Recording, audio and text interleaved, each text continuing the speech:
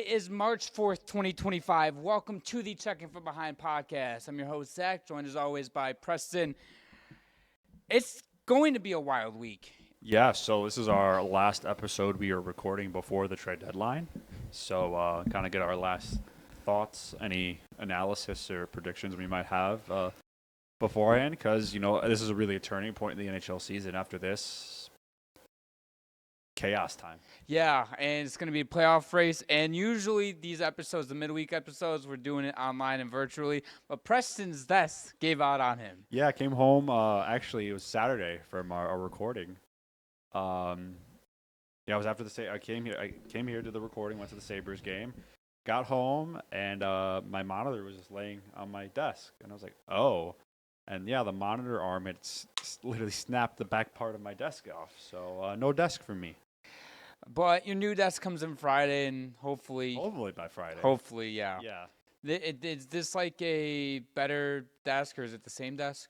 I spent a lot of money on this desk. Okay, so it better fucking hold up. For what I paid, it better be the best desk ever made. How much? Do you mind me asking how much you paid, or do you not want to say? Well, the desk itself was around $900. It's metal. Okay. So Holy it should not break. Holy The shit. desk is going to weigh about 100 pounds. That's going to be a bitch to get together. Actually, it won't be that bad. Just lifting it up will be the hard part. I mean, also, you use it for work and stuff, too. So, you'll get your money's worth. Yeah, no. But with all the accessories I got for it, because I had to get some, it was around $1,700. Yeah.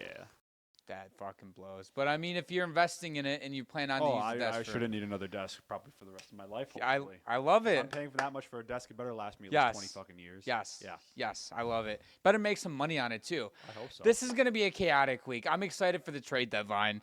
But there is unfortunate news that we have to start this episode with first. Jack Hughes took a freak fall into the boards with Jack Eichel. He was injured in a loss against Vegas Sunday night.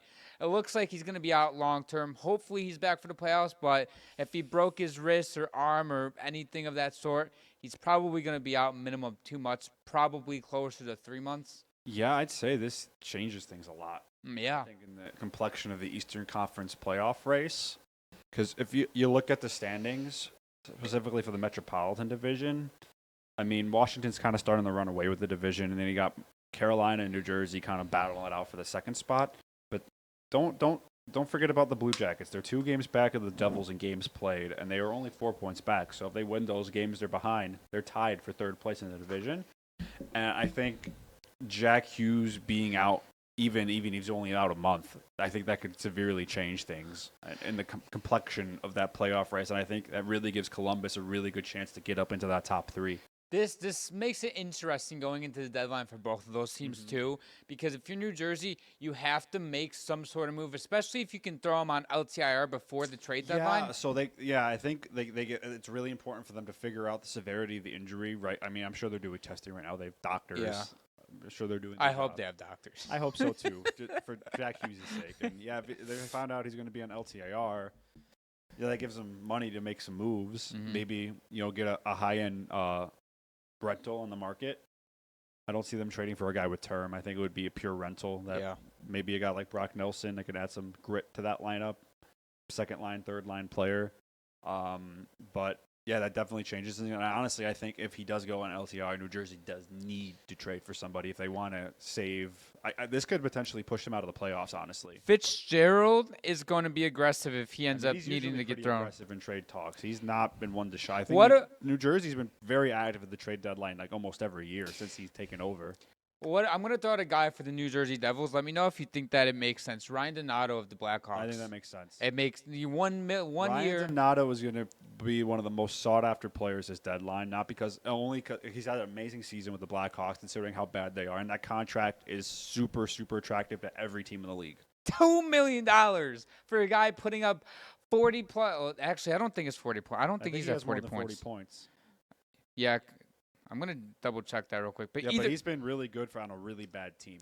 It's like There's players like Scott Lofton. It's starting off with the first-round pick. You better get a fucking haul for Ryan Donato at this point. Yeah, no, especially because of that contract, like $2 million cap hit, teams are going to be salivating over that. 45 points in 59 games and only a -7 on this horrible Chicago Blackhawks Yeah, no, team. he's having a really good season. He's having a great season, and I think it makes a lot of sense for for New Jersey's sake, because you're losing your franchise centerman in Jack Hughes, and Ryan Donato is no Jack Hughes, but he can come in and fill the role very, very nicely. And if Jack is back for the playoffs, you have more depth. And not only that, but also if you feel like if you have enough assets to go out and make another move outside of Ryan Donato, you can go and do it too. He's not costing you a lot of money. Donato's going to be expensive on the trade market. He's gonna be very probably going to expensive. get another first-round pick for him. Yes, minimum, and a good prospect. It's going to be very expensive, and it's a little bit tough for New Jersey. But if they can go out and make something work and not have to spend too much on Ryan Donato, and I know there's going to be like a bidding war, and I think Edmonton's a team that's going to be very, very, very interested in him. Vegas, I think any Stanley Cup contender is going to be, like I said, salivating. Listen, Toronto needs a third-line center. Toronto could be in. Every playoff team in the league will think about trading for him. Yes. Whether they need a third-line center or not. Ryan Donato could honestly be some team's second-line center too, I think. Oh, yeah. No, he's going to be I'm sure Chicago GM Tyler Davidson's going to have a very busy week fielding phone calls about Ryan Donato. He's gonna be set up in his office wherever he is for 24 hours a day at this point. Yeah, it's probably pretty stressful. Yeah, no, 24 hours is a stretch, but yeah, 15 hours a day. I mean, over the course of the week, it's probably over 24 hours of trade talks. Yeah. Yeah, for sure. I mean, he's having trade talks virtually almost all the time right now. He just traded Seth Jones, and I'm sure that wasn't an easy negotiation. No. We'll get to that in a minute. We can get into it right now. We kind of talked about the Jack Hughes thing and how we think that changes things for the Devils, but yeah, over the weekend too. We recorded on Saturday, and I said, it doesn't make sense for Chicago to trade Seth Jones right now because the contract is too complicated to make work. Teams are going to need time to figure it out, and then literally 2 hours later, he gets traded to the Florida Panthers. Are you fucking serious? I mean, I don't think I was wrong with what I was saying. No, everybody was saying it though. To be honest with you, and then all of a sudden, he's just okay. He's a Panther now. I was like, whoa. Initially, when I saw the return, so Chicago got back a conditional 2026 first. So I believe the condition on because Florida technically already traded away their first round pick for 2026. Don't remember what trade that was a part of. I have no idea.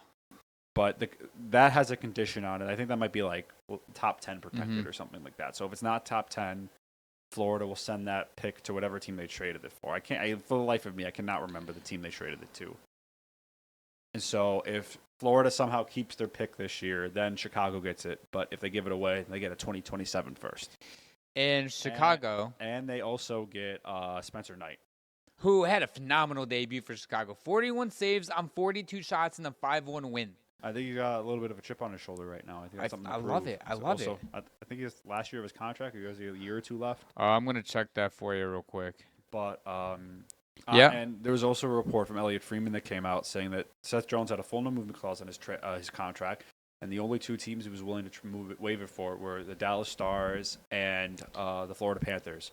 And I think his comments after their game last week kind of accelerated things. I mean, he knew what he was doing when he said that. I mean, the guy tries his best every night, but he wanted to be moved. And after that, when a player has a press conference like that, and he's already openly stated to the public that he wants to be traded, you got to move on. A week before that, it was reported that him and the Blackhawks were going to work on finding a trade partner.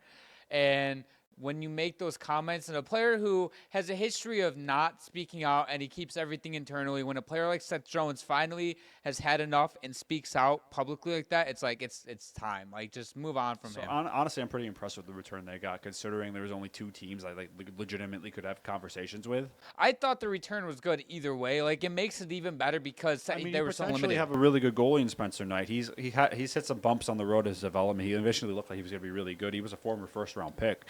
So that's nothing to sniff at, especially for a goalie. He did miss some time the last couple of years. He was in the player assistance program. He came back. A little bit of rough patches this year, but I think Chicago, he'll be the unquestioned number one. I think that was part of the problem in Florida is they were paying Sergei Bobrovsky $10 million a year. You're not going to Spencer Knight's going to play maybe 20 games a year. And he's had a good season for Florida, and I know I was kind of inflamed by you and Chris saying, oh, well, behind Florida's defense, any goaltender can put up those numbers. Wait until he plays in Chicago. And I know it's only one game. It's a small sample size. But, I mean, he looked good. I think he'll be fine in Chicago. I don't think he was a bad goalie. I mean, I don't think it could get worse for the Blackhawks goaltending wise. I mean, Mrazek and Soderblom, I think, have been trying their best. But like we said, that defensive core is really bad. And it got worse because they don't have Seth Jones anymore. Soderblom has held them in games. Like we talked about it on our last episode or 2 episodes ago, where Seth Jones said that if it wasn't for Soderblom, they'd be getting killed every single game. Yep. So I think this trade, like on the surface level, for me at least, was good no matter what. And then it's interesting from Florida's perspective too, because I think that kind of tells me that they're done with Aaron Ekblad, because he is coming up at the end of the contract, and I feel like he's going to get a nice little payday. He's, I think, a really underrated defenseman in the league. Even he's a Stanley Cup champion and everything. He's tough as nails, very physical. He can run the power play as well. Some team will give him over $8 million a year. They in his first, I'm pretty sure he's only played 1 game for the Panthers, I believe. He was on the PK for all seven. Seth Jones. Yes, they went 7 for 7 on the PK, and he played 22 minutes on ice. 7 penalties, Jesus. I mean, Seth Jones is like minute eater. He's great. Like he was so. I mean, his whole career, like even starting in Nashville, he was a minute eater. I think his lowest time on ice in a game was like 18 minutes in his career. And now Seth Jones, when he was in Columbus too, he was looking like he was going to be a Norris winner at some point in his career. Goes to Chicago, and they give him that massive contract. Doesn't look good, but the last year and a half, he has looked better. Yeah, I think he's been better than what his stats say. You also have to remember the team he's on. Mm-hmm. Because he got traded to Columbus when they were kind of on a rise up. I thought that was a really good trade for the Blue Jackets back when they made it. It was Ryan Johansson for Seth Jones 1-for-1. What's with Nashville trading away these young players like before they even have a chance to do anything? They did the same thing with Philip Forsberg when they traded for Martin Erat. Because why would they? I think that trade is like one of the worst trades in NHL history. It's one of, if not the worst trade in NHL history. No, genuinely. No disrespect to Martin Erat, but Philip Forsberg 1-for-1. Can you imagine him on a line with Ovi? Yeah, that'd be unfair. Yeah, but anyway, so yeah, in Columbus, Seth Jones was part of the reason why they were good for a few years. They had Panarin and Bobrovsky, of course. And then, they lose Panarin and Bobrovsky, and Seth Jones is still playing at a pretty high level. They get Zach Werenski, and they're kind of like the top pair. Oh, they were really good together. They were great together. Columbus kind of starts to, go down to being one of the worst teams in the league. And, he says, I want to get traded. He told Columbus that he didn't intend on re-signing with them. And, I think it was the right thing to do. Don't waste their time. What was that, the 2021 season? Something like that. And then they trade him to Chicago. I thought they got a good return, too, in that trade. And he immediately signs that contract, which I think at the time it was questionable. Really? 9.5? Yeah, I guess the market back then was a lot. His numbers were on the decline. And the salary cap wasn't high. Yeah, and then his first 2 years in Chicago, his numbers kept getting worse. He looked really bad his first 2 years. And, again, even the start of last season, he didn't look great. Yeah, I'd say like halfway through last season is when he started to really play better. And I think all things considered, he's been pretty good this year for the Blackhawks. I mean, yeah, this year he's in the 87th percentile in offense. So he's looked good. He's a puck-moving offensive defenseman. Right. He's not. I mean, he's going to play big minutes. He's good enough defensively that he's not a liability out there, but you're really playing him for his offense. I wonder if he's playing on if he's going to be playing on power play too. I mean, probably for now until he learns their system. I don't see a reason to take Aaron Ekblad off of PP1. No, I think he's on there no matter what. Even when he learns the system, I think Ekblad is your guy there until obviously I think he's going to walk in free agency, because this screams to me that they're not bringing Ekblad back. I mean, when you're a team, I mean, you can never count anything out with the Panthers. That's true. Maybe this is a curveball where it's like they intend to bring Ekblad back, and they're like, let's improve our depth even more too. Because frankly, I thought they did need some help on the blue line outside of Forsling and Ekblad. They were kind of weak. I feel like I'm missing a defenseman in Florida, though. I mean, that's what they kind of have to do this year. Is it's kind of like a defense by committee. Outside of that top pair, it's kind of a bunch of guys on lower end deals, some journeyman veterans, some young players.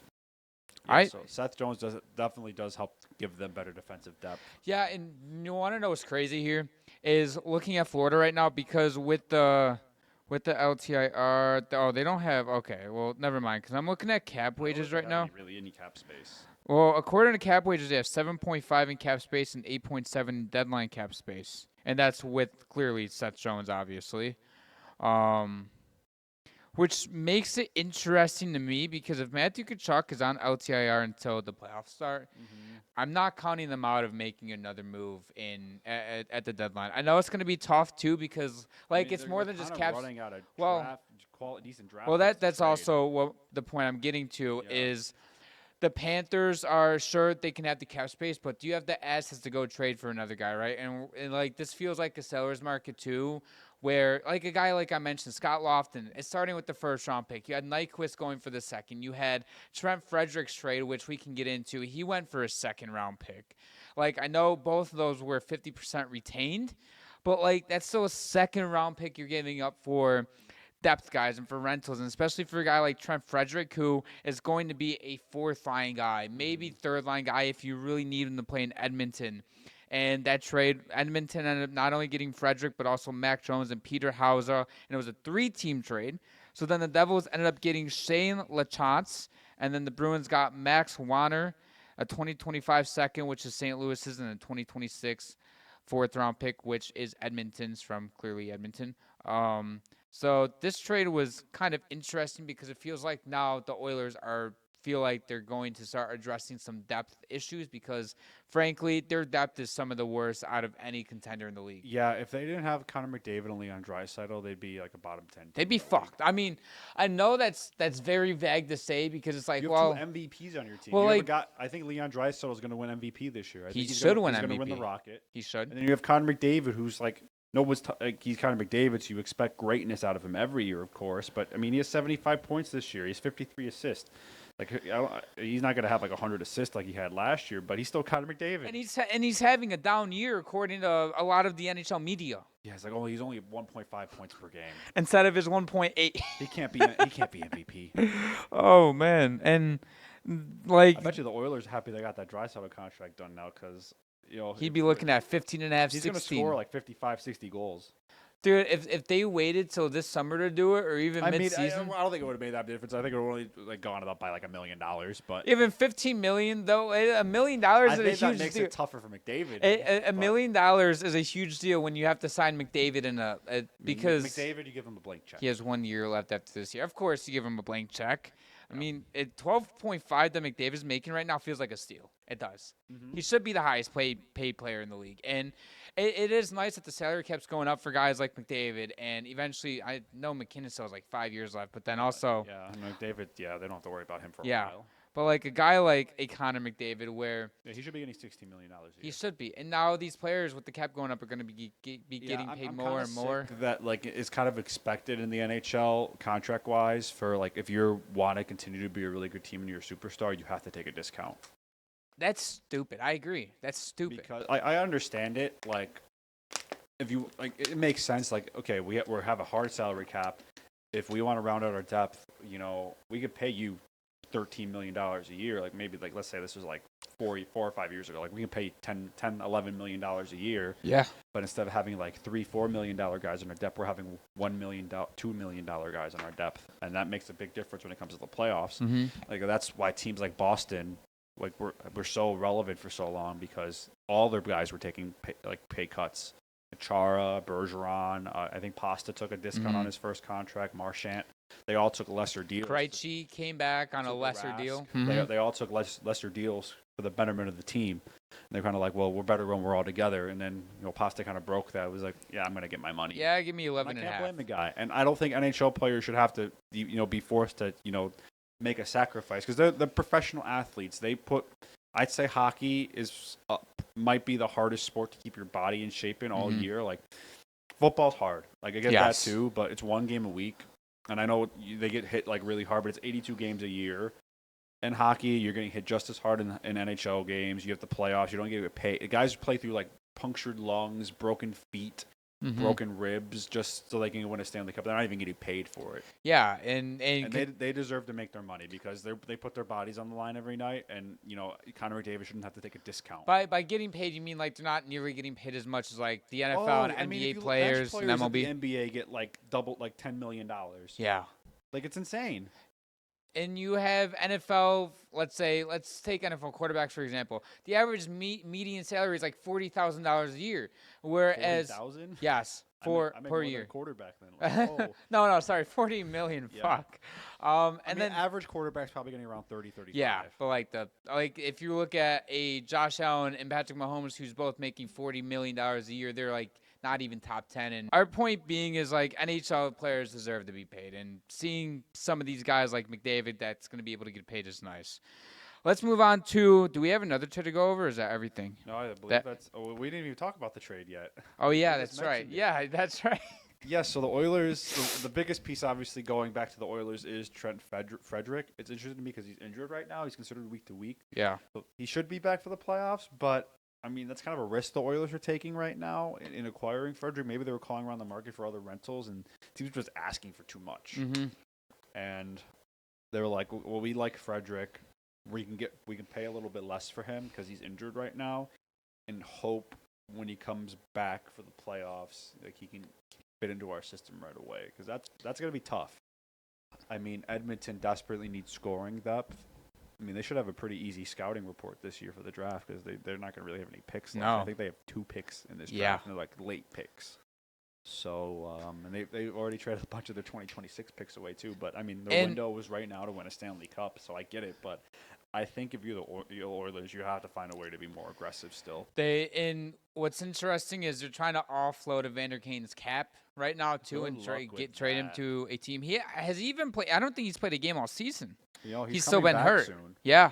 And So- I don't think they can afford to take the cap on. No, they can't. Because they have $3 million in cap space right now. Are you on their cap Yeah. wages right now? How much is he making? 5.1.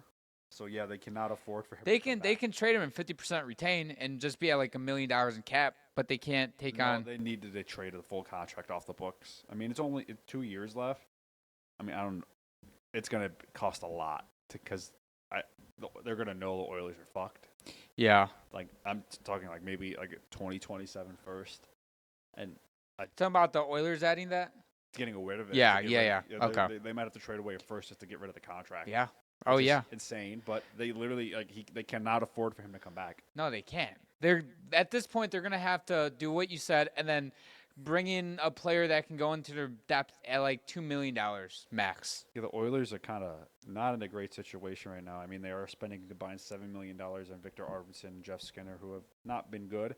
I believe Jeff Skinner and Arvidsson are being outscored by Corey Perry, They are. who is 39 years old. And you still have one more year of Arvidsson at $4 million, and then Jeff Skinner is a UFA after this season, so Yeah, and Jeff Skinner's not really been in a lot of games. I mean, he is washed. they're bottom sixes. It's iffy. like brutal, like. I mean, Connor Brown was really good for them in the playoffs this year. But what boggles my mind too is that they had Broberg and Holloway, and they couldn't just. afford to keep him. Well, I know that, but they couldn't match the offer sheets, which pisses me off because they were good in the playoffs, and then you had to trade McLeod because again your cap situation, you didn't have enough money to keep those I think three they guys. made out pretty good in that trade because they did get Matthew Savoy, and they desperately needed young players on ELCs. Yeah, but if you're a cup contender, like if I was the Oilers, I would have rather kept McLeod just because he was a decent part He into your cup disappeared run. in the playoffs for them. In a few games, he was all right. I don't know, but I mean, they're cap strapped. I mean, because you're paying Connor McDavid 12.5. You know, Leon Draisaitl was only 8.5 this year, but then Darnell Nurse 9.2, Ekholm 6. Like Bouchard's going to be asking for 10. I don't know how they get him signed. I want to. I mean, how much cap are they projected to have next year? That's literally what I was going to look up. 22.5. So that's some to work with. Bouchard's projections for next season is 10.7. Yeah. So they're gonna have, and when I do show projections, their cap space goes down to less than $700,000. Well, that's just assuming they keep it. Well, yeah, of course. Well, they're not going to. No. Like it's projecting Chet Favre is going to get $4 million. Yeah, he's not getting $4 million. He's not even gonna be on the Oilers next season. I bet he's gonna end up just signing with a different team. He's a pure rental. So I don't know. I thought this trade didn't make a whole lot of sense for Edmonton on the surface level, but again, I get it because like you need to add some type of depth, and like you brought up, like maybe they were asking around the markets, like we don't want to give up like more assets, So I mean, the cap hit. I mean, they had to have somebody retain salary yeah, on this for a guy that I think he's making less than $1 million. No, so his cap hit was going to be 2.3. Yes, so I think New Jersey and Boston might be retaining some of the contract. I'm not sure. I have to look into the details on that. But yeah, so they had to get people to eat salary on a $2.3 million contract. That's how bad situation they are in right now. But they have Connor McDavid and Leon Draisaitl, so they're still going to have a chance. anything's possible. And who knows? Maybe they have Stuart Skinner go ballistic in the second half of the playoffs again. They're going to need him. They're going to need him bad, bad. They need boost. But last playoffs, so that everybody and their mother was setting records. So. I mean, yeah. I mean, Stuart Skinner was incredible for them, especially in the second round on after he got benched, and their power play was historic up until the Stanley Cup final. McDavid had top 5 greatest playoff runs of all time. I think the only record he didn't beat was Wayne Gretzky's record. And it might have been, it was either Gretzky or Lemieux, like for the most points ever in a playoff run. So yeah, I mean, they got McDavid and Draisaitl. I think if Draisaitl was healthy last year in the Stanley Cup final, I think they might be Stanley Cup champions. Honestly, I don't disagree with that take at all. In the Stanley Cup final last year, he did not look like himself. And I'm pretty sure he ended up getting hurt in the Western Conference Finals against Dallas, because I don't remember the specific play, but I remember briefly about it going around on Twitter and the NHL media about him potentially being hurt. And then with him not showing up at the finals, it's like this isn't the Draisaitl we know. No, he did not look like himself. He was slow. And then it came out a couple days after that he was dealing with something, and then McDavid had a torn abdomen and some other stuff. So again, that brings us back to the point: these guys played through their bodies literally falling apart to get to the finals. They didn't even win it. So yeah, but we're gonna move on here to some more trade deadline stuff between which teams we think are going to be most active during the trade deadline. And I have some teams listed off. How do you want to do this? Do you want to do like a rapid fire thing or go through each team and talk about it? I mean, we could just talk about each team a little briefly, but we don't have to go too in depth. Colorado Avalanche. Colorado, I like what they've done so far. I think they made very smart trades. I think the Mikko Rantanen one, that was a long-term idea. I mean, Martin Necas has been awesome for them. You know, Jack Drury's a good depth guy. Then they made a trade with the Rangers, which it wasn't awful. I mean, Jimmy Vesey's appear like he's going to be their fourth line center. Yeah. Like that's what he's there for, $800,000 cap hit. That's all and then Ryan Lindgren as well.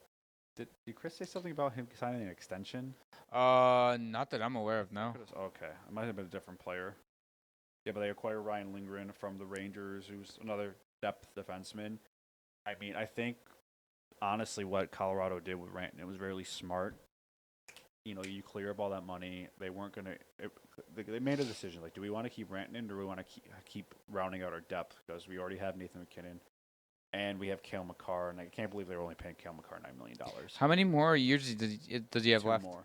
2 more? He's going to get the bag. They're not even going to let him. They're not even – next summer, they're end up getting I don't think he's extended. eligible. I don't think he could sign an extension until – No, next summer. That's like summer of 2026. Yeah. Okay. Yeah. I didn't mean like this upcoming summer. Yeah. Yeah. He's not eligible to sign an extension yet until 2026. Mm-hmm. Yeah. No, I don't think they'll have an issue getting the contract done. It's like, how much do you want? Okay, sign here. Yeah, and it all depends on the market too. And he'll be the highest paid defenseman. And he's also going to be the market setter too. He's going to be the market trend setter. Yeah, I should be shocked if he got like $14 million a year. $15 million. I think he can push. I mean, anything. He's the best defenseman in the league, especially if he wins another Norris or two by then, which he might win the Norris this year. Yeah, and if he wins the Norris before I guess. I think Cale Makar should be considered the Norris favorite every year until someone beats him. Quinn Hughes will. He'll steal a couple from him, but yeah. I think Cale Makar is the standard for what the best defenseman in the league is. Yeah, it's weird with those two because it's a 1A and 1B situation. Like if like you just said, Cale Makar is the best defenseman in the league. I don't hate that. If somebody came up to me and was like, I think Quinn Hughes is the best defenseman in the league, I'd be like, he has an argument. Outside of those two, nobody else has an argument. I would agree with you. I love Zach Werenski. He's just not in that conversation right now. I mean, he's in the Norris discussion. He should be a finalist. But I don't know if he's like top 3 defenseman in the NHL yet. I mean, if he does this for a couple more years, yeah, we can have that talk. Yeah. Right? This season, I would put him top 3. I'd put him third. But overall defenseman, I want to see him do it again next season, and then I'll consider him as. But anyway, getting back to like more trade deadline. I mean, honestly, I think Colorado can make a couple more moves here, round out their depth, and this would be a team I'd be scared to play in the playoffs. Any team should be scared to play them in the playoffs. Now they have goaltending, and like they completely reworked their goaltending situation with Mackenzie Blackwood and Scott Wedgwood. Too many Woods. A lot of them. But they've both been good since they've gotten to Colorado. I mean, anything was going to be an upgrade over what they had. Did you hear the stat on Georgiev that last night was the first time since January 14th he had a higher save percentage than his opponent? It's pretty bad. Yeah. Yeah. So, yeah, but, Colorado, yeah, I don't think they're done. One player to maybe look out for, I don't think they maybe is not done this trade deadline, but maybe Casey Middlestat. He has not been very good for them. I mean, they're not trading him this year because they just need the center depth. Yeah. But I think that could be something they could explore moving on from to get a better second-line center. Yeah, maybe this is the deadline where they're like, we'll put Middlestat down to third-line C. Yeah. Let's try to acquire a second-line center, see what they can do. I mean, I just feel like they need to round out their depth more. And like you said, the Mikko Rantanen trade, like at first I was like, what are the Colorado Avalanche doing? And now it was just we were so shocked. Yeah, that's it. Yeah. I mean, it came out of left field. And not Jack Drury. Martin Necas has been an absolute stud for them, and he's playing so much better than Rantanen. The second team we already went over, the Edmonton Oilers. I don't know if there's much more you want to add beforehand. No, I think we kind of went over everything I could say. I mean, I think they are a team that does need to do more, but I don't think I think Fredric might have been the best. Yeah, they're not going to be taking a huge swing. I think they're going to be trying to fill out their. They're desperately going to be trying to move on with that Evander Kane contract because if he's supposed to be back soon, like they can't not play him. They're not allowed to do that. Yeah, they have to have him in the lineup. I don't know what the punishment for that would be. I've never seen that happen before. No idea. Maybe like a big ass fine and maybe draft pick loss. Mm-hmm. Because the NHL has done that before. They've removed draft picks. Yeah. Didn't they do that to Ottawa? Yes. I don't remember what it was for. It was. I think it was for like something with scouting. I think they were having like private workouts with players. Yeah. They were not allowed to. The same thing happened with Arizona.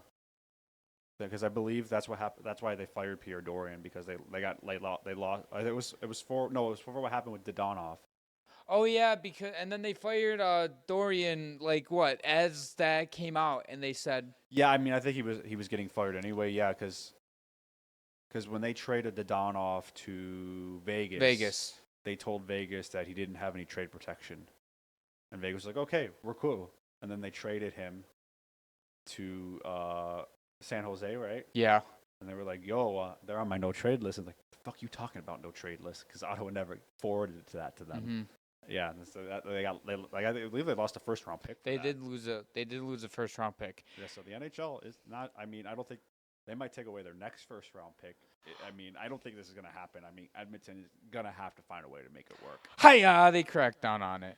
Yeah. The New Jersey Devils, again, a team that we covered early in the episode. They're again, like we said, they're just going to be looking to try to replace the Jack Hughes injury. It's all dependent on the Hughes injury too. Yep. If it's not as serious as what they initially think, then it's going to be like, it doesn't sound good. I mean, what Sheldon Keefe said, he didn't sound very optimistic. No, it feels like he's going to be out until at least minimal the start of the playoffs. I think he should be out until the start of the playoffs no matter what. And I know they're in danger, like you brought up. I still think they'll make the playoffs, but I do think it makes them uncomfortable. The third spot feels a lot up to Graz, especially if Columbus goes on another hot run. Yes. Yeah, for sure. The next team up, the Pittsburgh Penguins, who we both think should be complete sellers and fire sale. They need to tear it down. Tear it down. That includes trading Sidney Crosby to the Colorado Avalanche. I mean, that would be amazing. Can you imagine? Like, okay, we need a second line center. Sidney Crosby? Sid, come here. Power play, just throw him and McKinnon on the same line together. We saw a sneak peek of it. Maybe Team Canada foreshadowed. The Halifax boys together. Oh, man, get them. God, I want that to happen so bad. Yeah, no, that would be amazing. But I mean, I genuinely don't see Crosby ever leave Pittsburgh. No, he's loyal not going to the core, and yeah, I don't think he's the kind of player to jump ship. I mean, if I'm Unless they were like really bad and he was like, I really want to win one more, I think that would be the right thing to do to trade him. like I personally, I want Pittsburgh to just tear everything down. Trade Raquel, trade Carlson over the summer, of course, because he's making so much Yeah, fucking he's money not right getting now. traded right now. But then also we said the same thing about Seth Jones because of his. Carlson's money a different situation. Are we sure about that though? Carlson's 34 years old. That's true. Seth Jones is 28. Yeah. And he's also a much better defenseman than Carlson. And his cap hit, even if half retained, would be more than Seth Jones. Yeah. Carlson's making 10. Yeah. And then Seth Jones is making it 9.5. Yeah. Yeah. So he'd be making more. Yeah. Carlson's probably not getting traded this week. See, if I was Dubas, Raquel, you're gone. Brian Rust, you're gone. They already traded Pedersen. Kevin Hayes could be another player that garners some interest. I mean, they still have to field a team. Yeah. Villiers, a depth guy that could be on the move. They have a lot of tradable players on the roster. I mean, but they also have some really bad contracts. Like Chris Letang's good, but 37 years old, $6.1 million. That Ryan Graves contract's awful. I'm sure they'd love for a team to take that contract. Yeah, they're kind of tied right now. They need a goalie really bad, but they should be actively dismantling this team because this team is not going to be good this year. They're not going to be good next year, and they're not going to be good in 2 years. They're not going to be good in 5 years if they keep this fucking They need pace. to start getting ready for the post-Sidney Crosby era of Pittsburgh hockey. Like right now, like what the Boston Bruins are about to be doing. Well, Boston kind of are in a different situation. Well, they should have started rebuilding a few years ago, but then they had that ridiculous season a couple of years ago, and they were like, shit, like, we're good. And then Bergeron and Krejci retire, and then kind of brought them back down to earth. Felt a shit. It's amazing, like, how much worse they got. I mean, I know Bergeron's, like, one of the best centers of all time. He will be a first ballot Hall of Famer for sure. So, obviously, you're going to get worse, but just, like, they had no center depth last year. But also, like, Bergeron leadership, one of the best Bruins of all time. Yeah. And he was still playing at a decently high level. He was still really good as last year. Yeah. He could have kept playing. He just chose to walk away because he wanted his body. Right. His body just couldn't keep up anymore. I mean, dude was in his mid to late 30s. Like, it just happens to everybody. I think he was already playing on a year-to-year basis anyway. Like, just, okay, we'll do one more. And Krejci came back for 1 year because Pasta and Bergeron convinced him to come back in the middle of the summer. Like, let's do one more run. Yeah. Yeah. And they did do one more run, and They should not have lost that playoff series. That was Boston's prime opportunity to make one last deep playoff run. Whether they made it to the finals or not, they get to the Eastern Conference Finals, at least. You had record-setting goaltending. You were the record-setting team. Marchand, Pasta were absolutely lights out. That's still the worst playoff collapse I think I've ever seen. Being up 3-1, having the best regular season ever, and you lose to a team that made the playoffs on the last day of the season. They had the Panthers tied it up with like a minute or something left in Game 5 too. Oh yeah, they had them on and the then ropes. they had opportunities to win the game in Game 5 in overtime, and then eventually, I think Carter Verhaeghe scored the game winner. Yeah, I'm not sure. I could be wrong on that, but either way, though. He scored the series clincher. I think Kachuk might have scored that goal in overtime to push it to 6. Yeah, maybe you're right. I don't know. But they had opportunities to. I still can't. I mean, they were up 3-1. They had 3 games to win the series. Yeah, they could have just rebounded going into Game 6 and decided not to do that. And then the next team up, the Anaheim Ducks, who I threw on this list because why not? I think they're going to trade John Gibson. I know. You can bring it up. He's in trade rumors every freaking year. He's injured. The contract is not that bad at 6.4. I know he wants to be traded. He's asked for a trade before. Well, didn't he deny that actually? Yeah, going into last season, his agent and Gibson denied all the claims because I think Frank Saravelli brought it up about how where he asked for the trade, and like an hour later, like no, like we the fuck did not. Yeah, I mean. I don't see Anaheim moving him right now. So I'm gonna ask you this. This is off the top of my noggin. Who's more likely to get traded, Trevor Zegras or John Gibson? If one gets traded, I'm not saying Trevor Zegras over Gibson. Really? I mean, John Gibson's still a really good goalie. But just they can get something back for Gibson, and they could get something back for Zegras. I think it just might be time to move on. I'm of the opinion of I think Zegras does need a fresh start. If I'm Anaheim and you can get something you like back for both of them, I would move on from both of them by the deadline. But again, there's no way that's happening.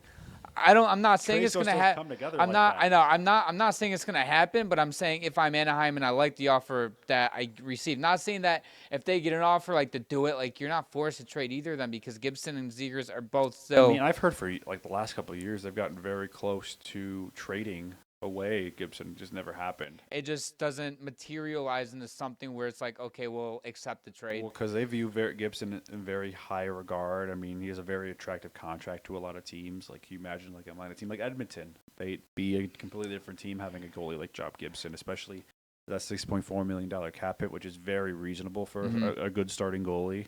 Like, he used to be elite. I'm not sure if he's in that category anymore. He's still a really good goalie. He's like above average right now, like borderline elite, I'd say. He'd be a really good goaltender. He'd be up a tier if he was on a contending team. Yeah, for sure. I think him being in Anaheim kind of does. But this also downplay things a bit. I know he's been in a ton of rumors, but this does feel like a little bit of Jacob Marks from last year. If he doesn't get traded at this year's deadline, I could see him getting shipped out in the summer. Because John Gibson has been in trade rumors for years. Well, I did mention that, but like even like over the summer, if he doesn't get traded now, I think he's going to be traded before the start of next season. And like if he ends up staying until his contract expires, where he becomes a UFA when he's 36, they will eventually trade him, just not this week. Could be premature too. Like if it was a year from now, it'd feel more realistic. I just don't think Anaheim's really interested in moving him right now. They've had even with Dostal too. I think they've had plenty of opportunities to move him. Well, right now, if they moved him, his value would be pretty low because he's injured. Yeah. Like if he comes back from injury and he still is putting up, because he's had a good season. He's had a good season, especially in the Ducks team. I don't think they've ever. I'm not very high on the Ducks, but they're like hovering around 500. I don't know how. I don't know how the Flames are competing for a playoff spot, but here we are. They're elite. That's why they got Jonathan Huberdeau. Elite. 100-plus point player in this league. All right. Yeah, so, I mean, we can agree to disagree. I think Gibson will be traded. You think Gibson's not going to be traded? I think he will be traded eventually, just not this week. And we both think Zegras is going to stay. He's not being traded I don't think whatsoever. they're trading him now either. Yeah, I agree with that. So we haven't done power rankings all year this year. That's something that I kind of want to get into next year. But we're not doing a full 32 power rankings. Maybe we could do like a playoff power ranking, like before the first round starts. But I like that idea or whatever. I think playoff power rankings are a little easier. It's hard doing the whole league. Yeah, it is. Especially on a week-to-week basis. Yeah, I mean, we tried doing that last year. I think it was it was just mentally exhausting doing it week to week. We'd have to sit there and debate for like an hour. You're right. The power rankings would be like an hour and a half long, and it's like we still have more. Most of the time, it would just be the standings. Dude, yeah. Like we try not to make it the standings, and we're like, dude, this is just the standings. Dude, exactly. Yeah. So we're doing Cup contender power rankings. We have, it looks like 1, 2, 3, 4, 5. Am I missing a team? Panthers. You forgot the. Oh, I forgot the Maple Leafs. You forgot the Maple Leafs. All right, so we're ranking these teams. I have them here. No, I thought we had them after Washington. Okay, we did. Okay, cool. I forgot them. Anyways, though, we're gonna be starting with honorable mention Edmonton Oilers. Again, I think they're just outside of that tier of Cup contender, even though they have McDavid, Draisaitl. I don't like their goaltending. Again, we talked about it earlier. I don't like their depth at all. I think if McDavid and Draisaitl are not playing at a historic level going into the playoffs, I think they are going to struggle a little bit. I think they could be a second-round exit. If they face LA in the first round, which is looking like it's going to happen, unless Edmonton steals the first spot from Vegas, I do think that they're going to beat LA and then be second-round exits. Coming up at number 6, the Toronto Maple Leafs. This is a team where it feels like they're going to be dependent on the deadline. I think they need a third-line center, and I think that's one of their only needs. But I feel like they're going to go out and try to address some depth issues that they have. And if this team feels like they're not going to be Jesus Christ, I fumbled my words. I don't feel like they're going to be active at the deadline as much as... I don't think so either. I think they got to be smart because I do think they're going to re-sign Mitch Marner, but they just need to be smart about it. Just like about contracts and not committing too much long term to guys at the deadline. I think the biggest thing that Toronto has going for them going into the playoffs this year is they aren't really worried about goaltending. Last year they had to start off with Samsonov, and I thought he had a couple rough games, but I thought he played his heart out in Game 7. Goaltending was definitely a weakness last year, and then this year Joseph Woll. has been pretty solid. And then who's the other goalie? Stolars. And Stolarz has been very good for them this year too. I think they feel comfortable starting either one of them in the playoffs. They're playing much better defensively. I know they gave Chris Tanev a big contract, but they needed him that badly, and he's been really good at transforming their defense into a much grittier, harder to play against. And I think Toronto is in a good spot going into the playoffs this year, honestly. Yeah, I think going into the first round, like I know Tampa's on a heater. They should not be a first-round exit this year. If they're a first-round exit, there's legitimately there's something mentally wrong in that room because you're going to face. Do they just see like that Stanley Cup playoff logo in the locker room and just go like start shaking? It's like, oh, I don't know. Like right now, they're 5 points up on Tampa Bay, and right now they're tied with the Panthers atop the Atlantic Division with 1 game in hand. If Toronto loses the first round this year, it's just literally a mental issue. I don't know. I don't know how you can ever fix it. Yeah, it might be unfixable as long as you have that same core in the locker room. Number 5, the Washington Capitals. They might feel a little bit low, but I do think it's premature to be like, yeah, they're a top 3 team going into the playoffs out of every contender. But I do think that if they do make some noise out of the in the Eastern Conference, it wouldn't be a shock. And they're competing for the President's Trophy right now. I think they're going to finish second behind Winnipeg. But, I mean, you never know. They're having ridiculous seasons. And I call me a hater. I don't care because me and Preston were both like, we thought the Caps were going to make the playoffs. But I don't see Ovi going into the playoffs and putting up in a set. Let's say first round goes to 7 games, him putting up 4 or 5 goals because that's the pace he's on right now. The one thing I worry about with Washington, and correct me like if I'm like completely off base in how I feel about this, is they're a team that me that screams going into the first round, like because they're kind of running away with the Metro Division right now.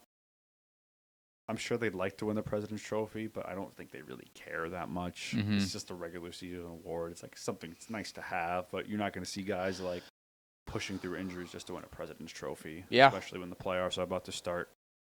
They're a team to me that I'm just afraid of. What if they get too comfortable and then they come out flat in the playoffs? Because you're going to be, if you're winning the division, you're going to be playing most likely wild card 2. So that's going to be like Columbus, Detroit, Ottawa, New York. Possibly New York. I don't want New York to make the playoffs. I agree.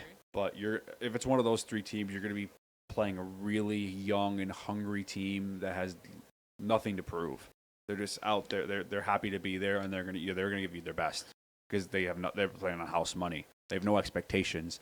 And you winning your division, having a dominant year that you have, all the pressure is going to be on you. And I just worry that if they get like a nice cushion on winning the division. They play the last week or 2 of the season. They're kind of not playing as hard as they need to because why risk injury and guys are getting scratched that normally were playing less minutes just for injury prevention, and then they come out flat to start the playoffs. That's literally my only concern for this team.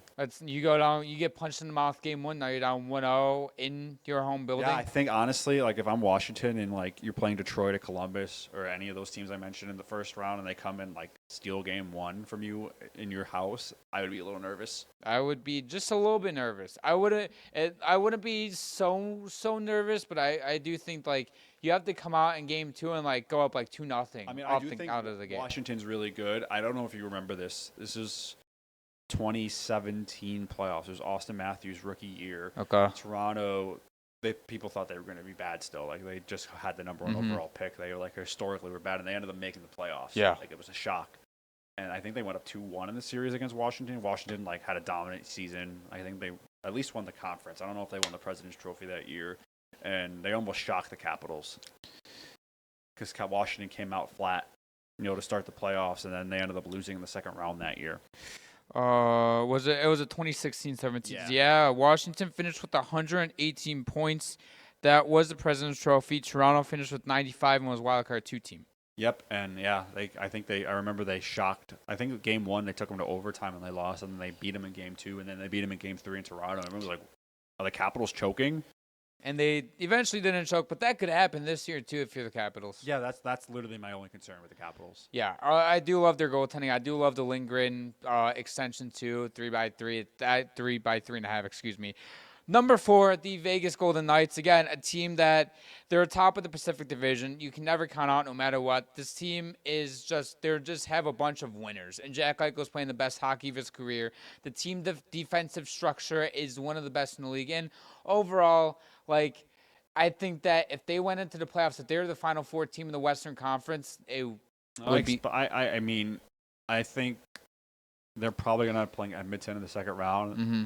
And, yeah, that's a tough series. But, yeah, I expect Vegas to have a deep playoff. Vegas will beat Edmonton, I think, if they played in the playoffs right now. That would be a hell of a series. That would be a great series. Yeah, for sure. I would die for that. I mean, but Vegas is a team I necessarily wouldn't even rule out of being active at the deadline. Have they put Shea Theodore in LTIR yet? Nope. Oh, wait, no, wrong team. Vegas. Yeah, so they have not put him on LTIR right now. I mean, I don't know when William Karlsson is going to be back. I'm assuming he's going to be back before the end of the season. I hope so. Yeah, but Shea Theodore is confirmed he's out till the playoffs. Yeah, right? I think so. Somebody can fact check us if we're wrong. They're always big game hunting, and I wouldn't rule out Vegas doing anything at the deadline. I'm totally with you. Let's enter our top 3 now. Coming in at number 3, the Dallas Stars. Mm-hmm. The Dallas Stars are a team where I think they're the most well-rounded team in the league. I don't think they're going to do much at the deadline, but I do think that as long as you have Jake Ottinger playing at your game and you have Wyatt Johnston, Robertson, and they need Heiskanen back. Heiskanen, I think, will be back by the playoffs. They're going to reevaluate in the middle of March. They're going to see where they are. DeBoer and Nils, they're hoping, obviously, he's going to be back by mid-April. And honestly, best case scenario, he's back by the first week of April.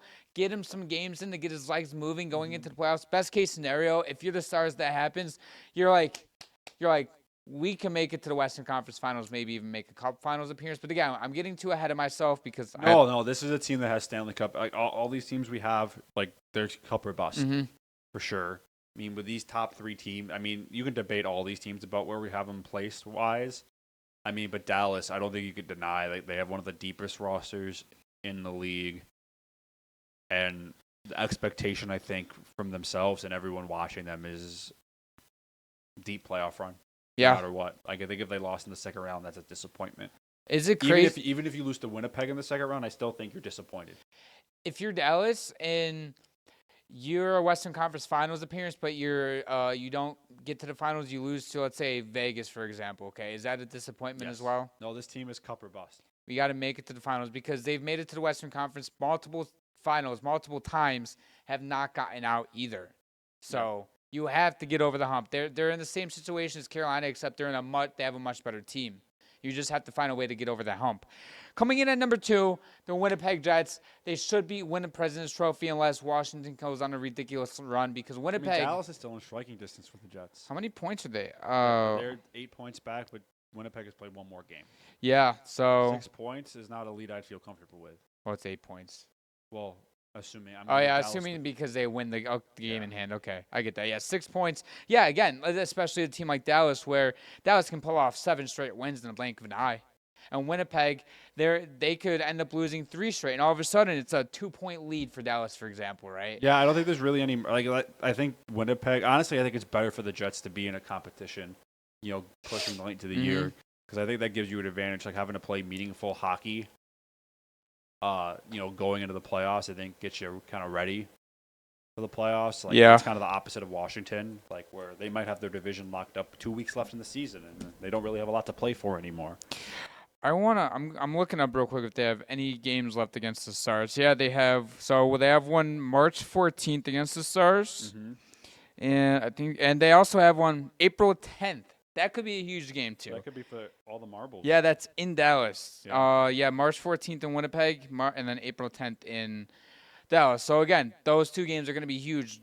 That's a huge 4 points on the line. And if you're one of those teams, both of those teams, you want to obviously take both of those games, and you want them in a regulation too. You don't want to gift the other team an extra point at least. I'm going to go out on a limb here and say if Winnipeg wins both those games in regulation, they win the division. Oh, they will. Yeah. And if Dallas ends up winning those games, you're already gaining 4 extra points on Winnipeg. And now all of a sudden, let's say you brought up they win that extra game in hand, you're 2 points back. Yep.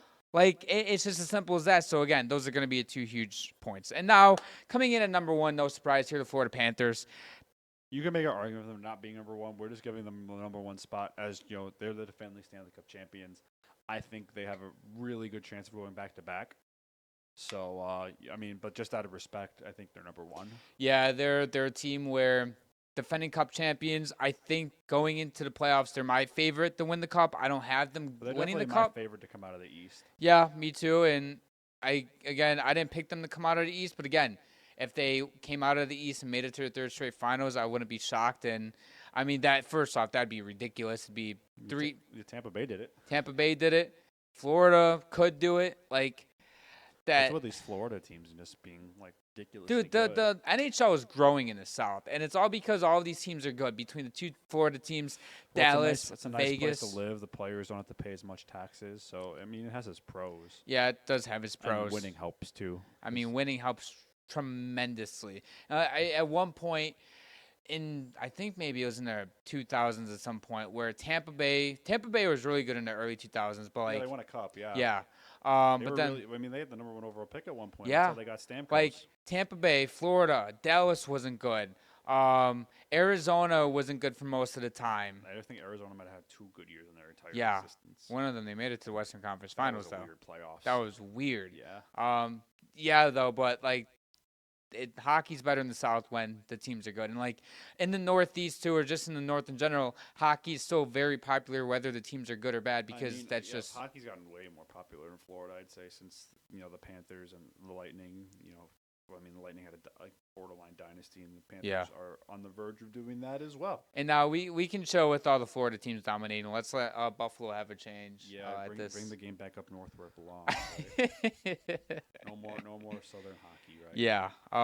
Personally, I do think the Panthers should be the betting favorite, but that's. I mean, I think the Jets probably whoever wins the President's Trophy is going to be the betting favorite, just because. I wouldn't listen. Is the President's Trophy curse still a thing? I mean, when was the last? The last team that won the President's Trophy. I'm pretty sure it was Detroit in 2008. No, Chicago did it. I think. But that was 48 games though. They still did it. Full. Okay, they still did it. Full 82 game season. Detroit. Just as season in general. I think Chicago would have won the President's Trophy that year, but it was they would have. They went on a ridiculous point run. They were insanely good. I think they dominated in the playoffs too. Yeah, they killed every team. Yeah, it was not. They were. That was probably that was impressive because that was their 3rd cup in 5 years, and I think that was their best team. That by far. Yeah.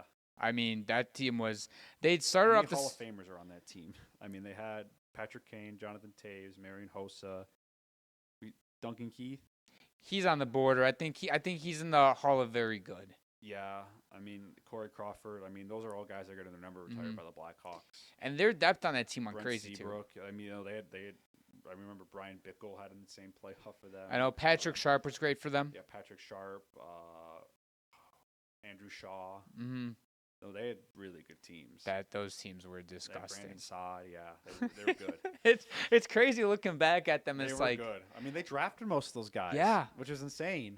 I think Hossa came in a trade, but most of those guys in that team they drafted and developed. They drafted Kane and Toews in back-to-back years. They drafted Duncan Keith, Brent Seabrook, Corey Crawford, Brandon Saad, all Patrick Sharp. I think. No, did he play there? I think he played. Yeah, I think he was drafted by the Blackhawks. Yeah. I'm gonna check that real quick.